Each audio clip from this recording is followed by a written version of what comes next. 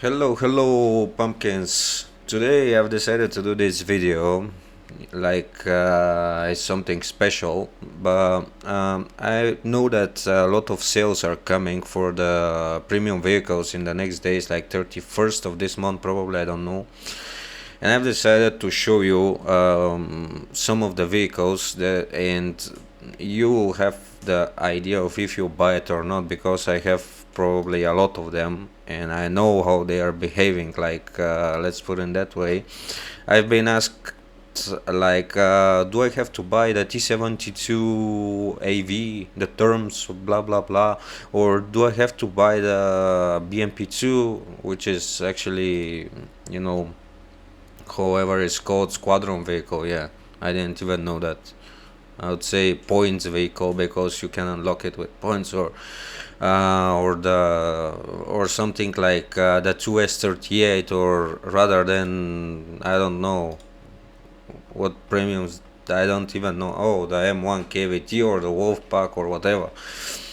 So you need to understand that if you don't have the play hours in this game, whatever you buy, you will die like right away without even understanding what happened in that specific situation, you know, because the situational awareness is under and below any limit.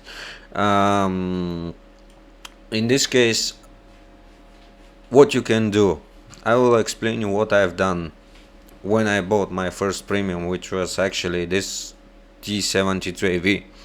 This was my first premium tank from the higher tiers, and it was like 9.3 or 9.7 during that time, something like that. I don't even remember.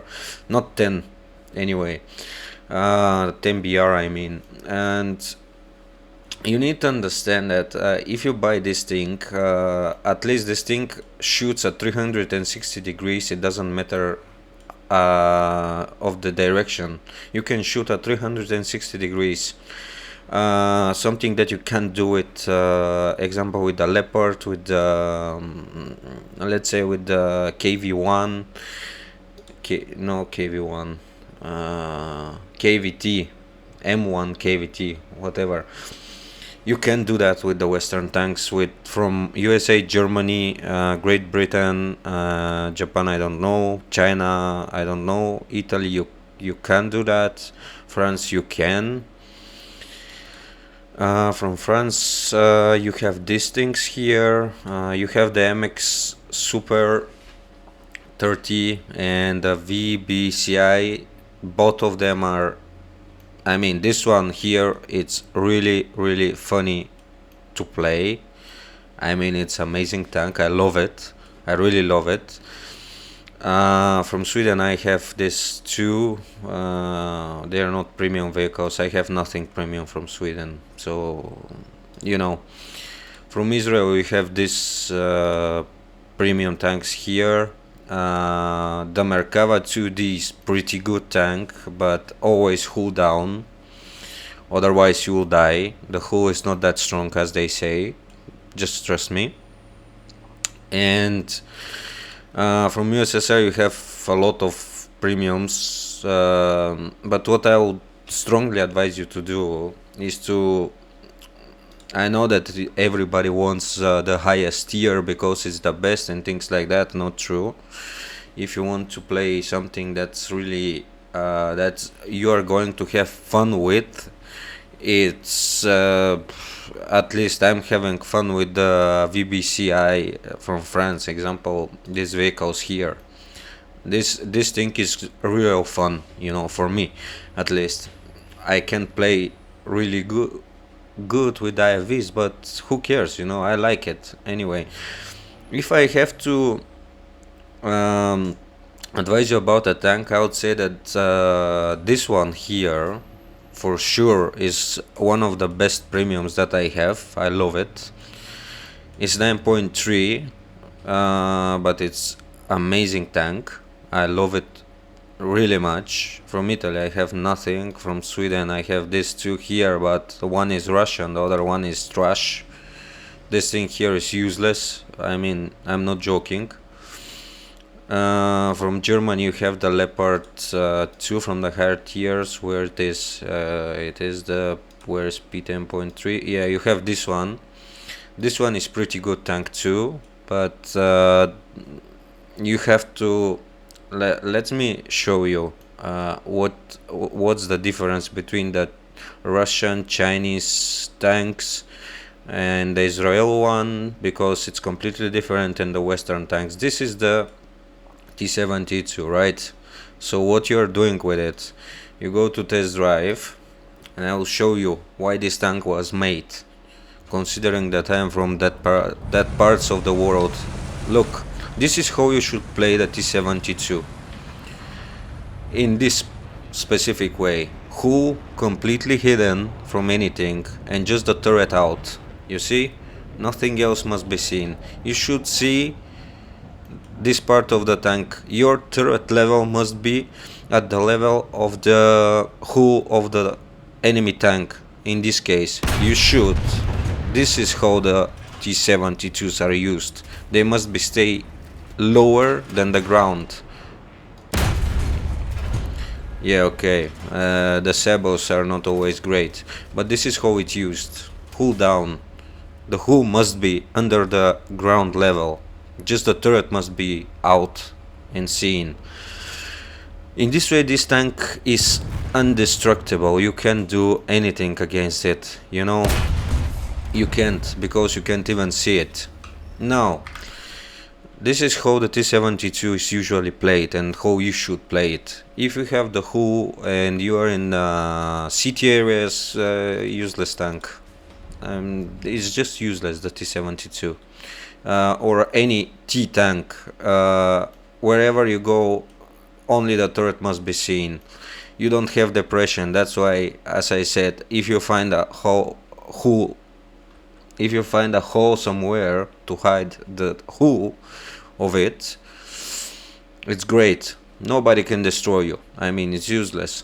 It doesn't matter what you do. Now you have the Leopard, let's put in that way. Now you have this one, which is exactly the same as the Abrams or whatsoever. You played hull down. So this tank must be played in completely different way. Like, you have to play it where only the turret is seen, nothing else, you know. You see the here how you should get out. It's exactly like this. Then reverse, then go back again. That's another enemy. Shoot another enemy, go back. This is how the Western tanks are played usually, you know. You just show your turret for a couple of seconds, you check for enemy, you see your enemy, and then you go out. You don't see your enemy, you go out and check for other enemies. And when you turn your turret at 270 degrees, like this, you can shoot behind. This is what the Western tanks are. You like them, they're pretty good, but you shouldn't be playing them like the Russian tanks, because it's completely different story. It's not gonna work. You have the KV, the MKV, blah blah blah blah, M1 KV. You go with that. Pretty good tank too. I love it just because it's having this kind of Russian style, you know. But you still have to play it at the same exact way as the Leopard. You see your enemy is there, you shoot your enemy, go back. That's why they're having very strong turrets. But the hull of all the tanks is the same. I mean, you show the hull, it's like you die. The thing is, again, you can shoot back. You see where your cannon is going. Let's level it up. You see, when you level the tank, you can go down, you can shoot at 360 degree. That's why I love to fight Western tanks, because when I find them and like I'm behind what they're supposed to do. They shoot, but look example here, you know, nothing. You can do nothing. You shoot the stars. It doesn't really matter, right? Swedish tanks, they're pretty similar to the Western tanks actually, because the Strav 122, whatever, the CV, this tank is, they are saying that is great. Have no idea. You know, at my opinion, it's just tank like tank, but it's pretty weak actually. It's no armor at all. I'm not going even to show it, but this thing here, how it's played, you have to flank. How you flank, you die. You don't flank. This is how it works. The Merkava, let's say the 2D, because it's the premium, is great tank. I love it. You can play it in any possible way. You have to remember that the Merkava is chunky, sluggish. It's not going fast. It doesn't like to go fast, but let's say that you can play it from different perspectives. You can play it with like the Russian tank, just the turret out, because they have very strong turrets, but you can play it, you can play it also like a Western tank, because it's, let's say, it's like having a lot of gun depression, you know. You can go just like this. You can play it in any possible way. This tank is made to be versatile in any possible situation, so it's amazing thing to have and to deal with, you know. What I will suggest you to buy from all of these tanks, actually whatever you buy, it doesn't really matter, because if you know how the game works and the dynamics of the game, you will be able to play with all of them. If you don't know how to do that, it doesn't really matter what you buy. It's not gonna work for you anyway. So what I'm suggesting you to do is to, let's say, the only thing that I'm suggesting to do is, when you buy something, you have to have at least 3 tanks from the same BR. In case they kill you with one, you go with the second, and if they kill you with the second, you go with the third, because the points are ending and you can't spawn more than 3 times. So that's the main thing. You have to have 3 tanks, because if you buy backups, it's pretty expensive to play like that way.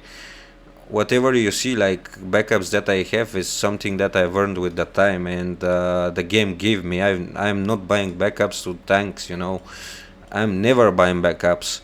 I have 3 tanks from the same BR, or like here 11.3, 11.0 or 11.7, and I know that if I die with the M1A2, I'm going with the M1A2, and if I die with M1A2 Abrams blah blah, I'm going directly with the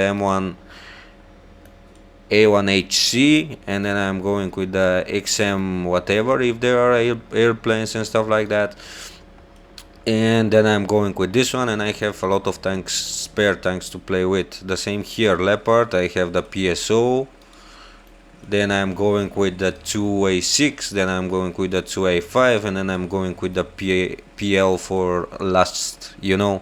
This is how I'm doing it. In USSR I have basically anything, and I go with whatever I want, however I want, it doesn't really matter. Every single backup that you see that I have here, it's given to me by the game and by the battles that I've done. I'm not buying, and I didn't bought a single backup for any tank ever. So whatever you see is from the game. I'm not coming here to show you the Khalid. It's played the same way. You can shoot backwards at 360 degrees. So anyway, trust me, the Challenger and the Khalid and the Roycat with the G-Links in this configuration it means a lot of silver lions and a lot of death for the enemy, trust me. And yeah, I don't have here, I have this trash cans here, but it doesn't really matter. So what you should buy. Conclusion: whatever you buy, if you don't have experience, nothing is going to change the the fact that you don't know what you're doing and you are lost and you are not knowing what to do, because with the higher tiers you have to use your laser rangefinder, thermal imaging system, because you have to find the enemy, because the spotting they can spot you basically from 3 kilometers away, and this thing is not possible in the like BR7. So whatever you do, please be aware that you will have to have the idea of what you're doing, otherwise it's useless. Don't think that if you buy the T72 you are going to be stronger than if somebody buy stronger than somebody else that's having the Merkava 2D, you know. Not going to happen. So whatever you buy, just, at my opinion, buy something that's 8.7 or 9.3. There are still easier battle ratings than the 11.7 or 11 and stuff like that. So yeah, trust me, whatever you buy doesn't really matter. That's my opinion. So hope that this is helping you to understand how the game works, and see you in the next one, guys. Thank you for watching.